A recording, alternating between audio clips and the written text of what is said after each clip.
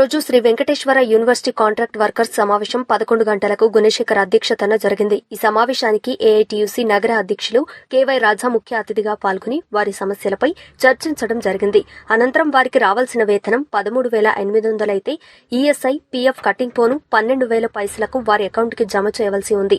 అలా చేయకుండా కేవలం 10,000 రూపాయలు మాత్రమే వారి అకౌంట్కి జమ చేసి పనిచేస్తున్న 130 మంది వర్కర్ల ఒక్కొక్కరికి చొప్పున 1,500 రూపాయలు కటింగ్ చేస్తున్నారు. ఈరోజు శ్రీ వెంకటేశ్వర యూనివర్సిటీలో పనిచేస్తున్నటువంటి కాంట్రాక్ట్ వర్కర్స్ యూనియన్ సమావేశం జరిగింది. ఈ సమావేశంలో ముఖ్య ఉద్దేశం వచ్చి కాంట్రాక్ట్ వర్కర్స్ కి గతంలో లాగా ఇప్పుడు కూడా ఉన్నటువంటి శంకర్ అనే కాంట్రాక్టర్ పాత పద్ధతిలోనే అవలంబిస్తున్నాడు. ఏమిటి కారణం అంటే వీళ్ళు కాంట్రాక్ట్ తీసుకున్న తర్వాత బేసిక్ వేతనము 13,380 రూపాయలు బేసిక్ వేతనం అయితే వీళ్ళకి ఈఎస్ఐ, పీఎఫ్ కటింగ్ పోను 12,000 రూపాయలు వాళ్ళ అకౌంట్కి చేర్చాలి.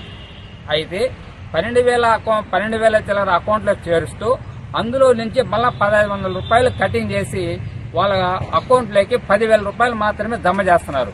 ఇది ఏంది ఈ విషయం అని అడిగితే అది అంతేను అని చెప్పేసి కాంట్రాక్టర్ సమాధానం చెప్పడం జరుగుతూ ఉంది. కాబట్టి దీన్ని వీసీ రిజిస్టర్ దీన్ని దృష్టిలో ఉంచుకునేసి వీళ్ళకి ఏదైతే బేసిక్ వేతనం 13,380 రూపాయలు ఫిక్స్ చేశారో ఈఎస్ఐ, పీఎఫ్ కటింగ్ పోను వాళ్ళకు 12,000 రూపాయలు పైసలకు వాళ్ళ అకౌంట్లోకి చేర్చాలని చెప్పేసి లేని పద్ధతిలో ఏఐటీసీ ఆధ్వర్యంలో పెద్ద ఎత్తున ఉద్యమాలు చేస్తామని, అదేవిధంగా రేపు సోమవారం రోజున వీసీ రిజిస్టర్కి వినతి పత్రం ఇస్తాం.